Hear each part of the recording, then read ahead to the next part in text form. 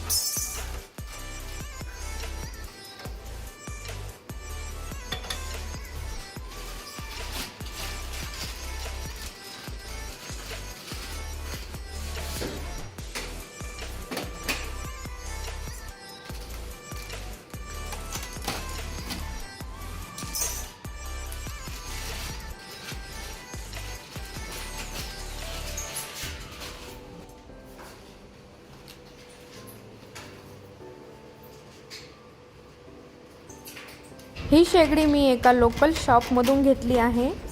या व्हिडिओद्वारे मी शेगडीची संपूर्ण माहिती तुम्हाला देण्याचा प्रयत्न केलाच आहे, परंतु तुम्हाला जर या शेगडीची प्राइस व एनी काइंड ऑफ अजून क्वेरीज असतील तर तुम्ही त्या कमेंटद्वारे मला विचारू शकता।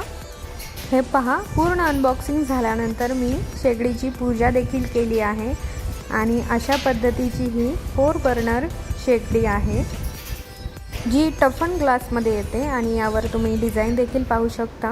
याचा शेप देखील खूप सुंदर आहे, पाहता क्षणी मला ही खूप आवडली, त्यामुळे मी हीच सिलेक्ट केली। तिथे अजून देखील खूप शेगड्या होत्या पण मला हीच जास्त आवडली। तिथे विदाऊट लायटरच्या शेगड्या देखील होत्या, म्हणजे त्यांना बर्नरला लायटर लावावं लागत नाही, सेलद्वारे ऑटोमॅटिक ऑपरेट होत असतं। यापूर्वी जी मी शेगडी यूज करायची ती देखील ऑटोमॅटिकच होती, पण कालांतराने ते खराब होऊन जातं कारण त्यामध्ये पाणी वगैरे जाऊन ते पुन्हा रिपेअर करावं लागतं। त्यामुळे मी ही लायटरद्वारे ऑपरेट होणारी शेगडी चूज केली। माझ्या रिक्वायरमेंटनुसार मला आता 4 बर्नरची शेगडी हवी होती, कारण मला टायसनचा देखील वेगळा स्वयंपाक करावा लागतो आणि आमचा देखील, त्यामुळे मला इथे हे सोपं जाईल। आता 4 बर्नर असल्यामुळे स्वयंपाक देखील लवकर होईल।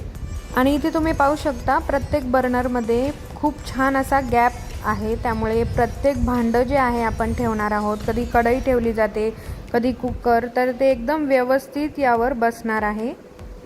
आणि इथे यांनी एक ॲडिशन देखील दिलेलं आहे, ते मला प्रचंड आवडलं। इथे तुम्ही पाहू शकता बर्नरच्या साईडलाच एक प्लेट दिलेली आहे, जेणेकरून काही उतू वगैरे गेलं तर आपण ही प्लेट काढून स्वच्छ घासून वगैरे परत अटॅच करू शकतो।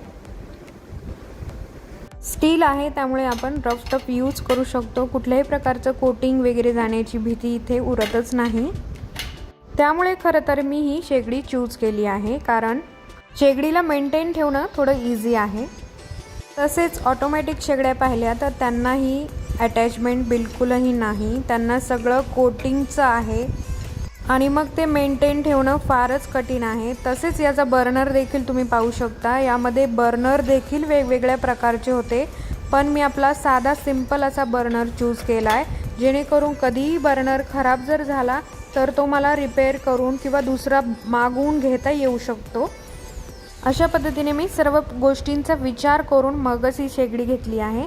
याबरोबर एक वॉरंटी कार्ड देखील आलेला आहे। ज्यामध्ये शेगडीची 2 वर्ष गॅरंटी आहे आणि जी टफन ग्लास आहे त्यावर 5 वर्षाची वॉरंटी त्यांनी दिलेली आहे। त्यामुळे ऑल ओव्हर विचार करता ही शेगडी एकदम परफेक्ट आहे।